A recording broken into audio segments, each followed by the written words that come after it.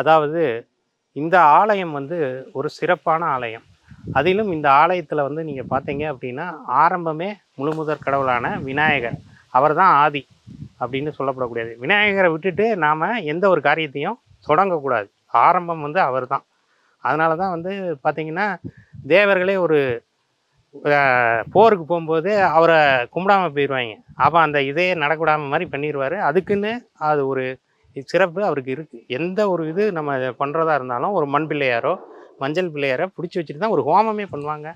அப்படிங்கிற பட்சத்தில் இந்த விநாயகருக்கு என்ன சிறப்புன்னா அரசும் வேம்பும் இணைஞ்சிருக்கு.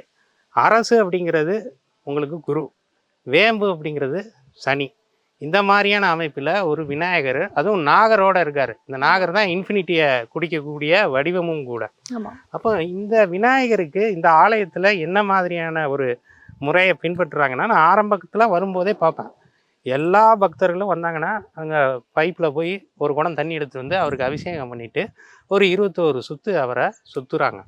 அதுக்கப்புறம் இதை பற்றின விஷயங்களை கேட்ட பிறகு இந்த விநாயகரை வந்து பிரதிஷ்டை பண்ணதே சதுரகிரியிலேருந்து வந்தவங்க சித்தர்கள் இதில் இருக்கிறவங்க தான் இந்த விநாயகரை வந்து பிரதிஷ்டை பண்ணி வச்சுருக்காங்க.